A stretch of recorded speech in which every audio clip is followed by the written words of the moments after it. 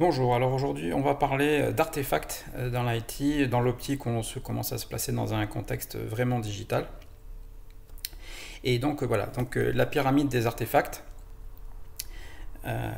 Donc au début, on pense qu'on a plutôt une notion de sentiment, d'assumption, on a peut-être des certitudes où on pense certaines choses, mais on n'a pas forcément de preuves.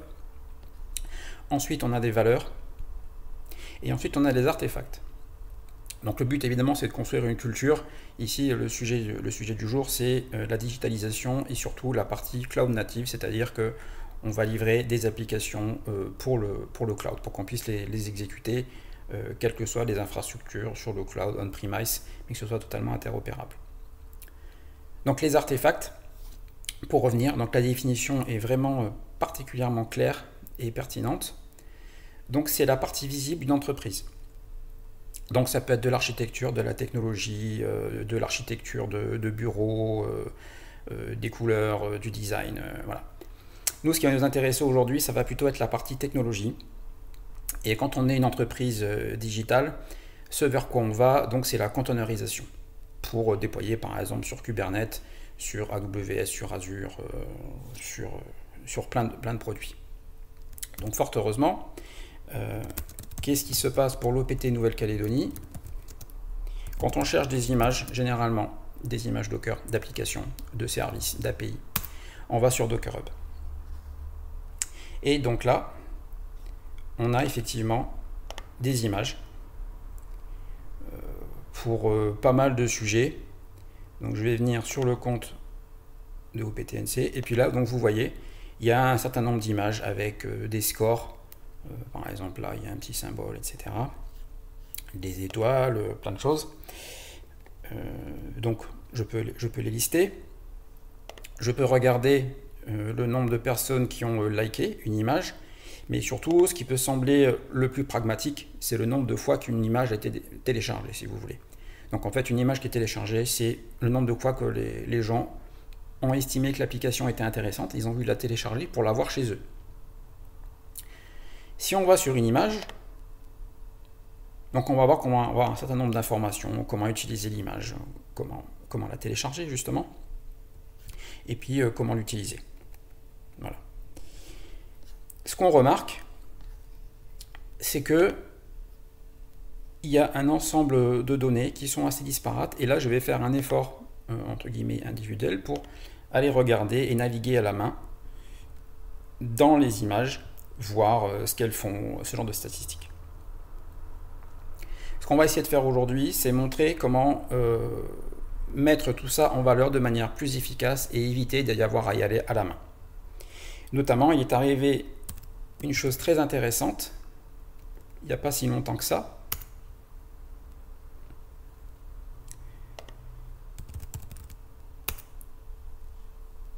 Donc je vais vous montrer une issue. Donc c'est lié à Docker Hub. Voilà. Donc en fait j'étais en train de faire un reporting sur les métadonnées des images Docker. Donc là on positionne bien. Notre artefact c'est l'image Docker. Et on va essayer de voir qu'est-ce qu'il a décrit le mieux. Donc pour pouvoir décrire un objet, il faut avoir des métadatas. Et donc là je me suis rendu compte par accident que cette image-là et cette image-là, donc les applications, n'avaient pas de description. Donc c'est quelque chose qui peut arriver assez facilement. Et en creusant avec les collaborateurs, en fait, on s'est rendu compte que c'était saisi manuellement, alors que tout est fait avec de l'intégration continue, donc on n'y prête plus trop attention. Donc ce qu'on va faire aujourd'hui, c'est voir quelle approche on peut avoir en continu, sans effort, pour monitorer et partager ces informations sur nos artefacts, qui sont, je le rappelle, les images Docker, là en l'occurrence publiées sur Docker Hub, sont donc des images publiques. On peut faire la même chose pour des images privées, mais là le but, c'est la partie visible de l'entreprise. Donc ce sont nos images publiques. Donc je vais aller regarder l'approche que nous avons mise en œuvre. Je vais vous présenter ça. Donc je vais dans la partie code. Et ici, j'ai un notebook qui tourne tous les jours, sans que j'ai besoin de lui demander de s'exécuter, et qui va en fait aller sur Docker Hub. Donc, pour rappel, ici.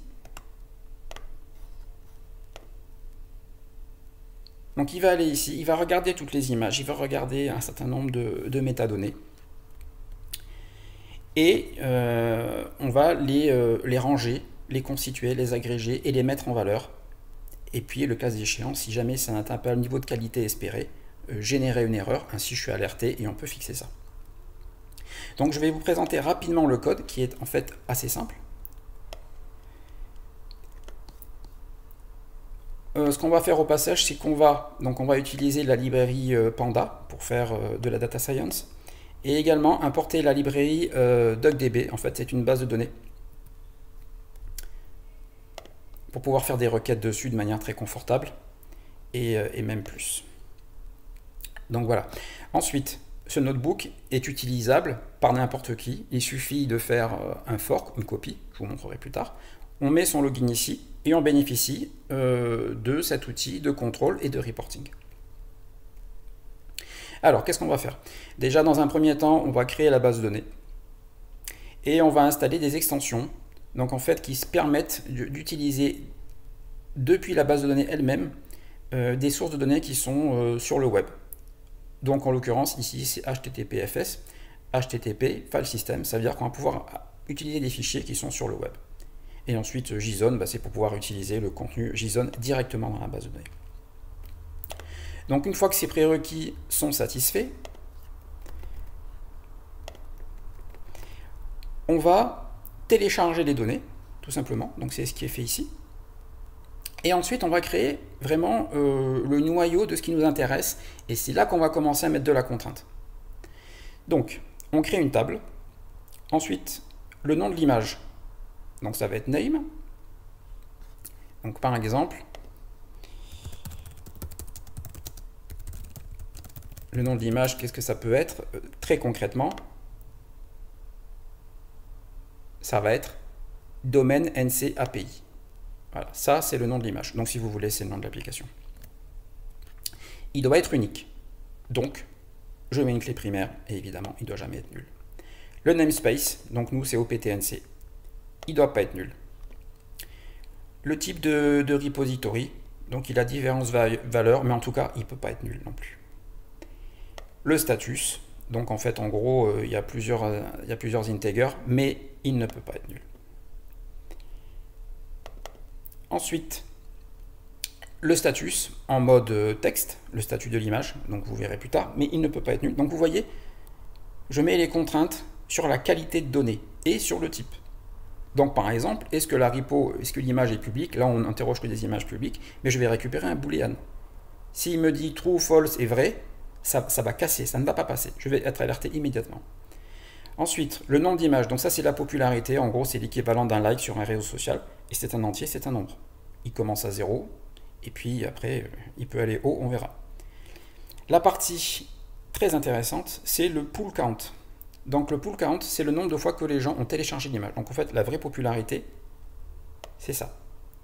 Et donc on voit que c'est un nombre entier, on ne peut pas télécharger une moitié d'application, et ça n'est pas nul. Donc forcément, je m'attends à avoir des valeurs. Ensuite, last updated, c'est la dernière fois que l'image a été mise à jour. Donc, par exemple, avec ça, je vais pouvoir savoir quelles sont les images les mieux maintenues, ou est-ce qu'on a des images qui sont vieilles, et puis ça, c'est pas forcément un très bon signe.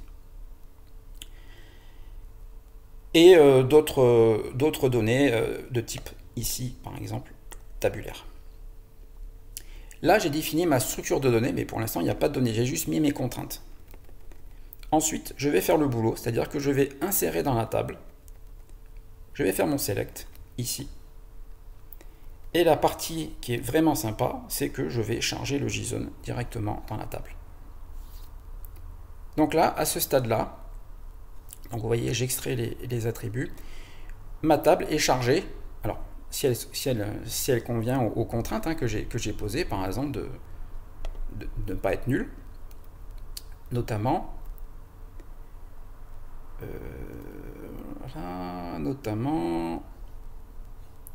description qui ne doit pas être nulle. Et là, on revient sur mon problème initial qu'on avait détecté quand je vous ai montré le ticket sur la repo de maintenance de mon bureau.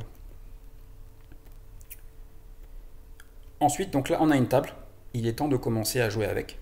Donc en fait, on va charger les données dans un data frame et puis on va juste regarder un petit peu à quoi ça ressemble. Donc là, en fait, ce que vous voyez ici, c'est la même chose que ce que vous voyez ici.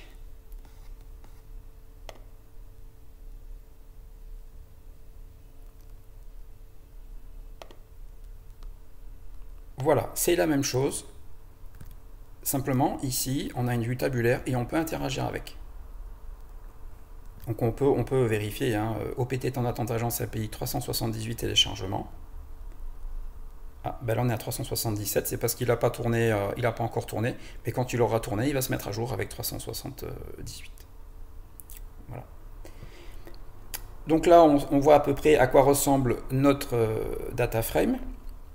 On va maintenant passer à la qualité de données. Est-ce que vraiment ça satisfait les exigences qu'on a mises?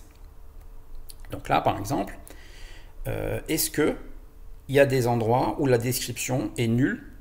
Ou alors, si vous voulez, est-ce que la chaîne est vide? Et je vais mettre une assertion. Je vais dire que... Ah, là, j'ai peut-être mis un petit bug qui s'est glissé. Ah non, voilà. Je veux savoir la liste des images où la description est nulle. Et je veux qu'il n'y ait personne dans cette liste. Donc là, si jamais il y a une seule image qui ne satisfait pas cette condition, le notebook va me lever une erreur. Donc ça, c'est pour les tests de qualité. Je peux en rajouter un nombre. Bon, là, le dataset n'est pas immense, mais je peux vraiment enrichir à souhait, à volonté. Et ensuite, on arrive, j'aurais envie de dire enfin, à la popularité des images.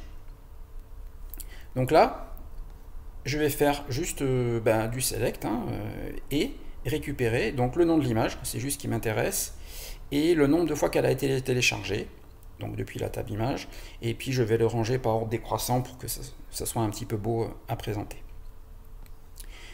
Et ensuite, donc là je vais utiliser une librairie pour dessiner, faire du chart, donc en l'occurrence Seaborn, et je vais avoir mon classement.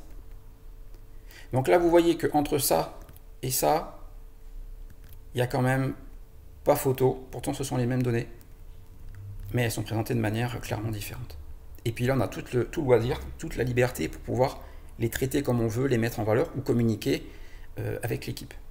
Donc là, par exemple, vous voyez que API partenaire Mobilis, elle est vraiment très populaire.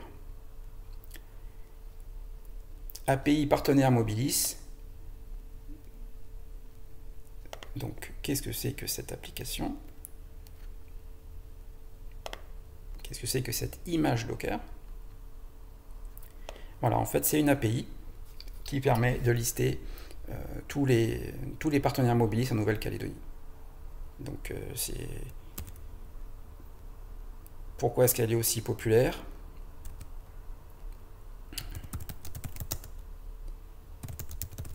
Je vais rapidement vous le montrer. On va pas faire ça pour toutes les images, mais vous montrer au moins pour la plus populaire.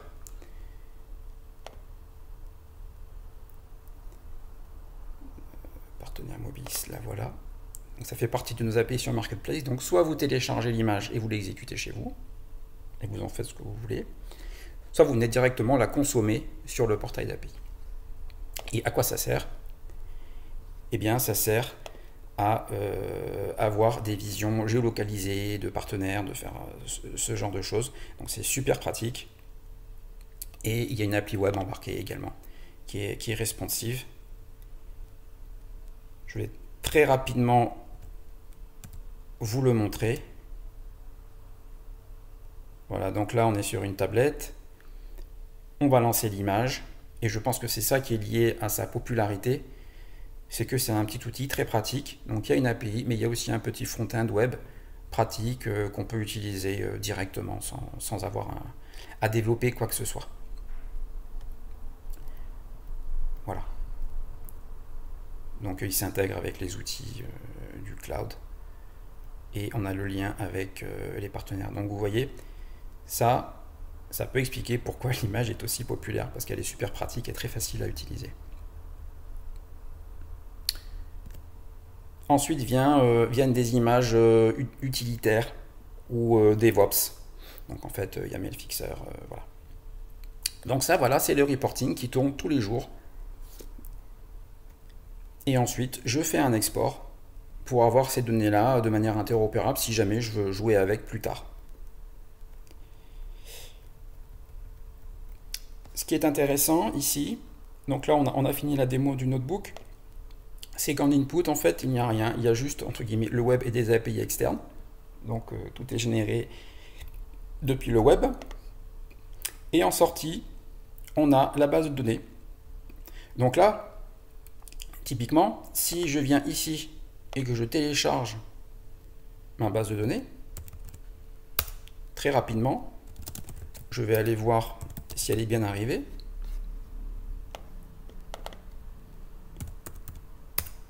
Donc elle est bien ici, Docker Hub. Donc je vais aller voir ce qu'il y a dedans. Docker Hub. Voilà. Ah, je vais faire propre. Voilà. On va juste faire ça. Et qu'est-ce qu'il y a là-dedans? Ah bah oui, il y a une table image. Voilà. Donc je récupère les données, puis après j'en fais ce que je veux, j'ajoute des colonnes, je fais exactement ce que je veux à ma guise. Également les logs. Donc les logs, ce que vous pouvez voir en fait, est-ce qu'on va le voir? La date, puisque ce job est schedulé tous les jours. Si je veux vous montrer un petit peu quelques détails sur la fréquence. Donc là on bascule sur la partie code. Donc on met que on est sur internet.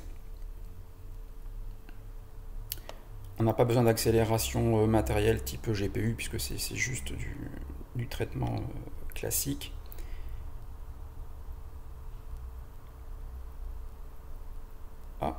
Ah ben je l'avais pas planifié. Ah bah oui. Alors, ah oui, mais là je suis pas sur celui. Ah oui, là j'ai fait une petite confusion des genres. Donc voilà, ça c'est celui de l'OPT. Et là j'ai une copie historique. Donc ce que je vais faire, c'est que je vais repartir from scratch. Et je vais en fait... Non, ce que je veux, c'est le supprimer.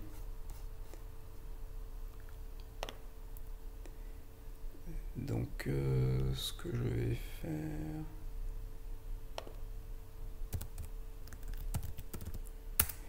Je vais supprimer le notebook tout simplement.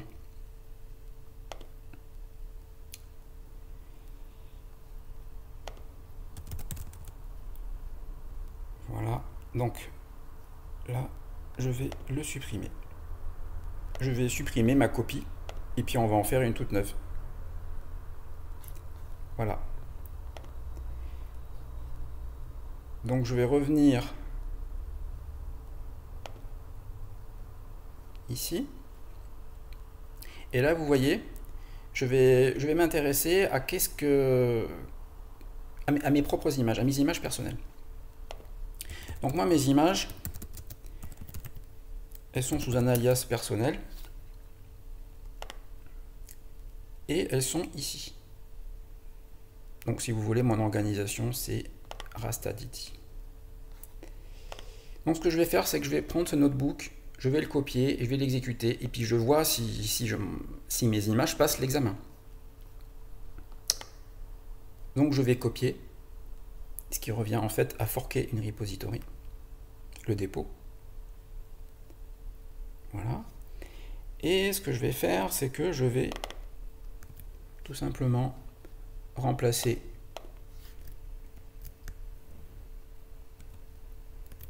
avec mon nom. Et puis, je vais exécuter. Et on va voir ce qui se passe.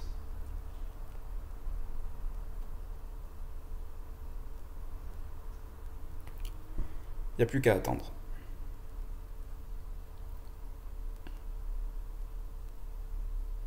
Donc là, on va savoir si on passe le banc d'essai, en fait. Si on passe au niveau qualité, est-ce qu'on est au niveau ou est-ce qu'on ne l'est pas. Donc là, la session est démarrée. Donc vous voyez que on installe la base de données. Ensuite,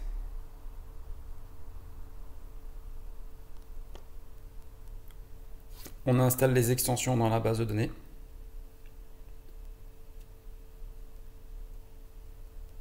Voilà. OK. Et ensuite, on charge en base. Ah! On a un problème. Vous voyez? Ici, ça ne passe pas.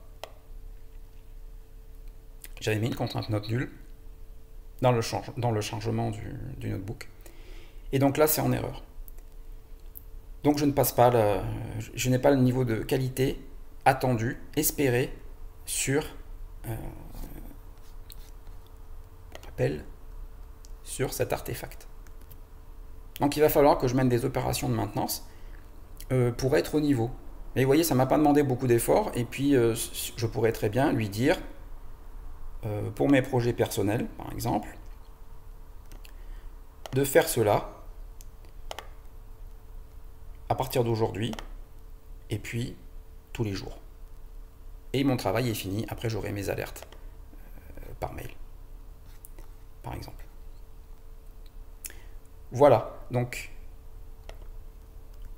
là évidemment je bénéficie de rien, j'ai pas de reporting, j'ai pas de graphique, j'ai rien. Parce que je ne satisfais pas le niveau suffisant de qualité. Donc on va revenir sur le notebook d'origine. Donc là, ce notebook-là, je vais le laisser et puis je vais devoir améliorer mes données sur mon profil. Ici, sur mes images, il n'y a pas assez de description, c'est pas suffisant.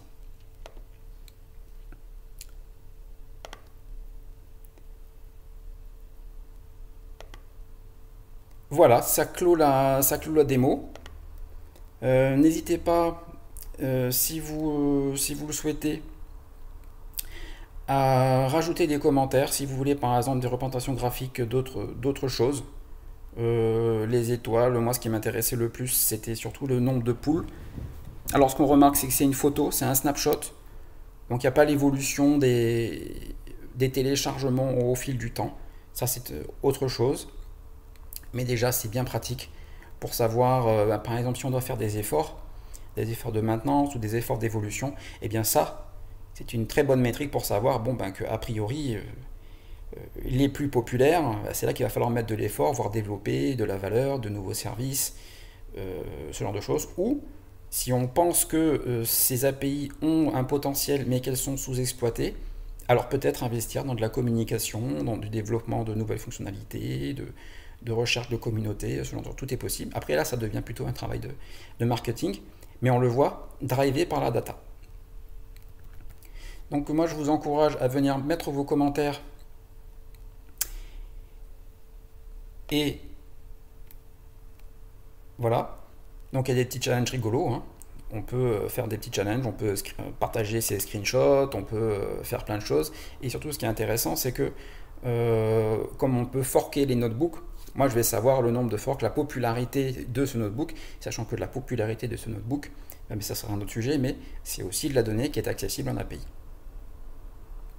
Également, un autre moyen, et pour finir, pour pouvoir utiliser cette chose-là, donc on peut le faire également en ligne de commande de manière extrêmement simple.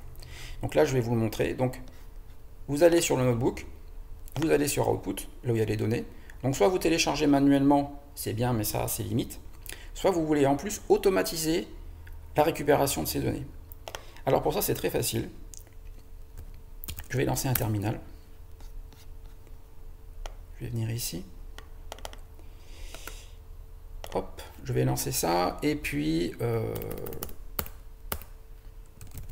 ce que je vais faire, c'est que je vais télécharger le contenu de ce notebook avec le source code, les données, dans le répertoire démo. Donc pour ça, je m'appuie sur un utilitaire en ligne de commande qui s'appelle Kaggle, qui est livré par Kaggle, et je le lance. Voilà, donc il dit ce qu'il fait, la liste des fichiers, et je vais dedans. Donc là, qu'est-ce qu'on a? On a la base de données, ici, et les exports, si on voulait les charger dans une base à la main. Donc on a tout ce qu'il faut, et puis bien sûr, le fichier de log de la dernière exécution.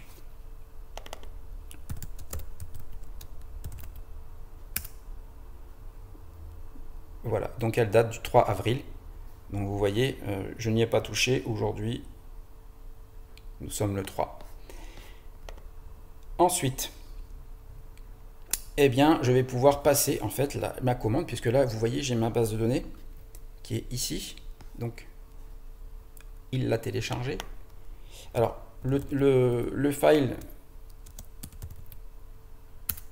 le type de fichier n'est pas reconnu, donc il dit que c'est de la donnée. Ah ben oui, c'est pas faux. Mais si je lui demande de rentrer dans la base de données, donc voilà, hein, je suis vraiment dans ce que je viens de télécharger. Je peux faire mon select. Et voilà, hein.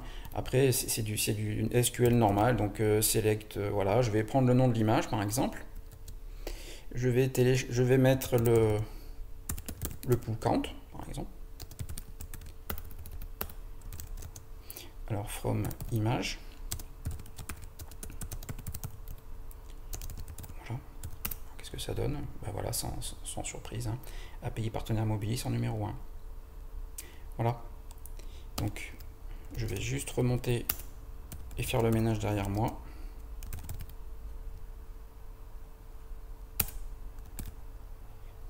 Voilà, donc là vous avez tout vu.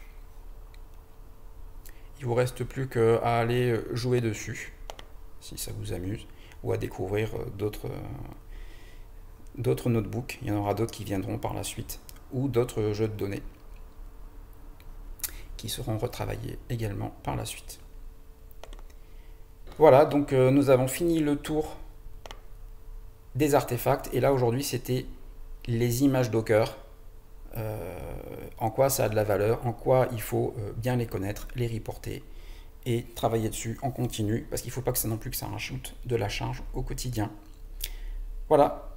Eh bien, merci pour votre attention, et puis n'hésitez pas à poster vos commentaires, ou si vous avez des questions ou des demandes d'évolution, c'est fait pour. À bientôt.